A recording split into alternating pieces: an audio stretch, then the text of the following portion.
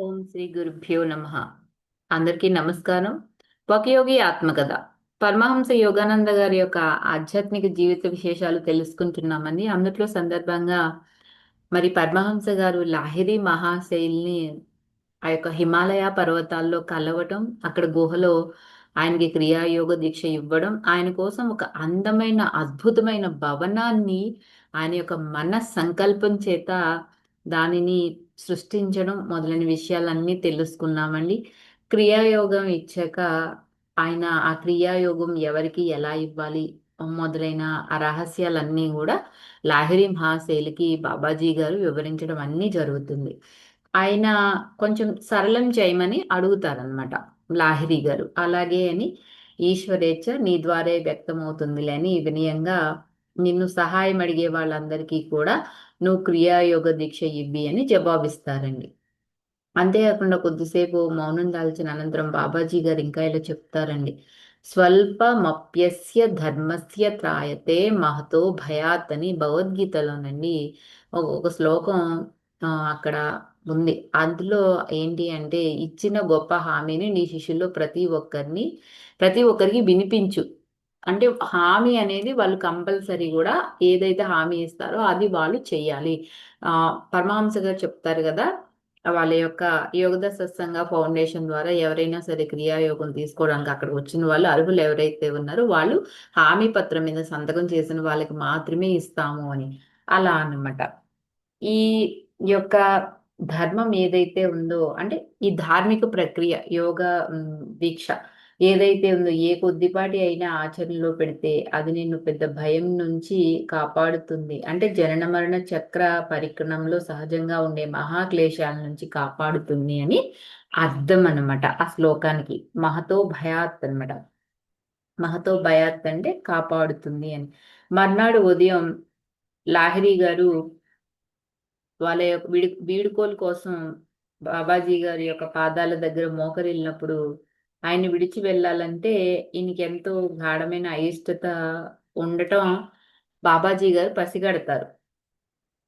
అప్పుడు ఇలా అంటారండి ఎంతో వాత్సల్యంతో గురుదేవులు, మనకి ఎడబాటు లేదు నాయన అంటూ ఆప్యాయతంగా లాహిరి మహాశయుల యొక్క భుజం నిమురుతారు. నువ్వు ఎక్కడున్నా నన్నెప్పుడు పిలిచినా కూడా తక్షణమే నీ దగ్గర ఉంటాను అని చెప్తారు. ఆయన చేసిన అద్భుతమైన ఈ వాగ్దానం వల్ల లాహిరి మహాశైలండి ఎంతో ఊరట చెంది కొత్తగా పొందిన దివ్యజ్ఞాన స్వర్ణంతో సంపన్నుడయి కొండ దిగుల దారి పడతారనమాట. ఆఫీసులో ఆయన తోటి ఉద్యోగులు ఈయనకి మనసారా స్వాగతం పలుకుతారు. 10 రోజులుగా వాళ్ళు ఆ హిమాలయాల్లో ఈయన దారి తప్పిపోయారేమో అని భావిస్తారనమాట. త్వరలోనే ఈయన ప్రధాన కార్యాలయం నుంచి ఉత్తరం కూడా వస్తుందండి. లాహిరి దాన్పూర్‌లో ఆఫీసుకు తిరిగి రావాలి అని ఉంటదనమాట దాంట్లో.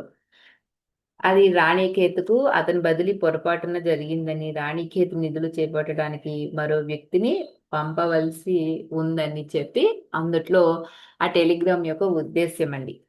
ఇక్కడ మనకి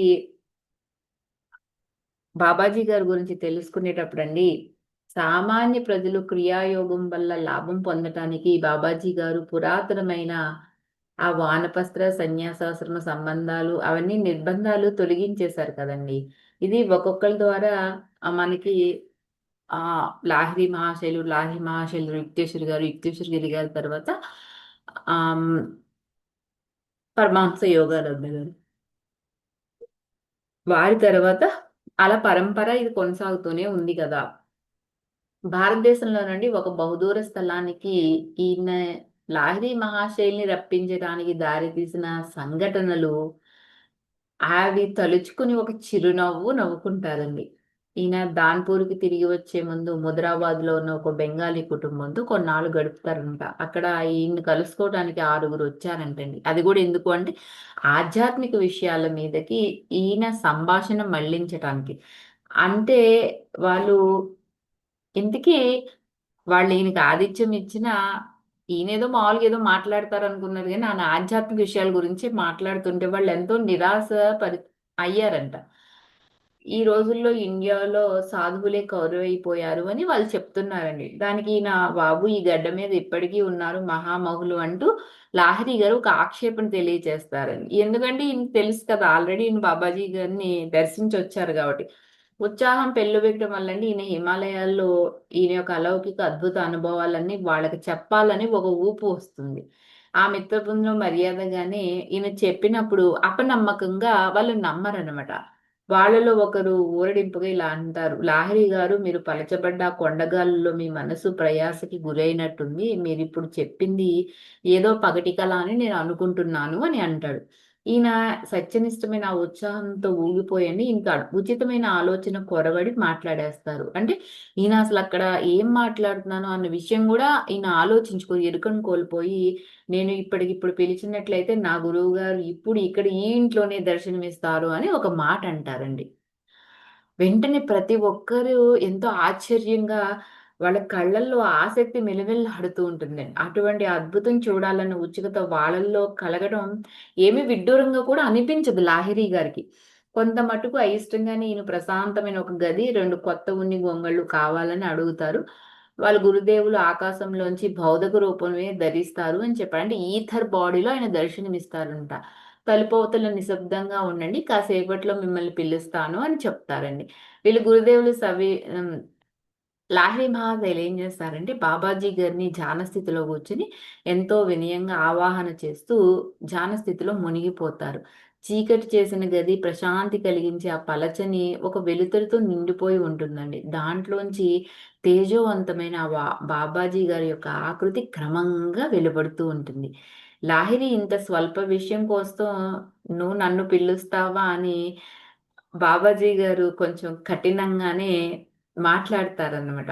ఎందుకంటే సత్యమన్నది హృదయపూర్వకంగా అన్వేషించే వాళ్ళ కోసమే కానీ, వ్యర్థమైన కుతూహలం కలవాళ్ళ కోసం కాదు అని ఒక హెచ్చరిక చేస్తారండి.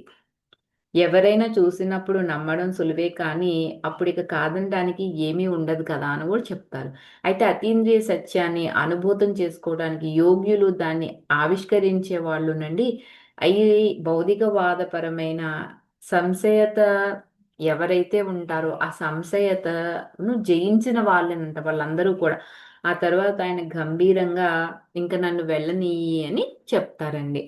ఈయనెంతో బతిమాలుకుంటూ ఆయన పాదాల మీద పడి, పూజ్య గురుదేవ ఘోరమైన నా తప్పు నేను తెలుసుకున్నాను అని ఎంతో సవినయంగా క్షమాపణ కోరుకుంటున్నాను. నేను మిమ్మల్ని పిలవడానికి సాహసించింది ఆధ్యాత్మికంగా గుడ్డివాళ్ళైన వీళ్ళ మనసుల్లో విశ్వాసం కలిగించటానికి మాత్రమే అని, నా ప్రార్థన మన్నించి మీరు ఎలాగా ప్రత్యక్షమయ్యారు కనుక దయచేసి నా స్నేహితులకి ఆశీస్సులు ప్రసాదించకుండా మాత్రం వెళ్ళొద్దు అని బతిమాలుకుంటారండి. వాళ్ళందరూ కూడా అవిశ్వాసులే అయినప్పటికీ కూడాను, ఆ చిత్రమైన ఆ ప్రతి జ్ఞాపకంలోని సత్యాన్ని శోధించటానికైనా కనీసం సుముఖంగా ఉన్నారు అని చెప్తారు లాహిరి మహాశయులు. బాబాజీ గారు సరే కొంచెం సేపు ఉంటాను. స్నేహితుల ముందు నీ మాట పోవడం నాకు కూడా ఇష్టం లేదు అని బాబాజీ గారు అంటారు.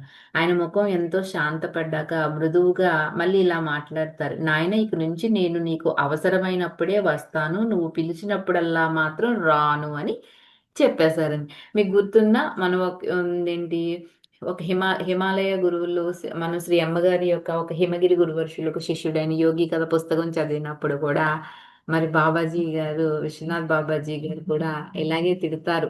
అంటే "నువ్వు పిలిచినప్పుడు నేను రాను. నీకు అవసరం ఉన్నప్పుడు మాత్రం వస్తాను. నువ్వు పిలిచినా కూడా నేను రాను. అప్పుడు అవసరం ఉంటేనే" అనేది ఇండైరెక్ట్‌గా చెప్తున్నారనమాట.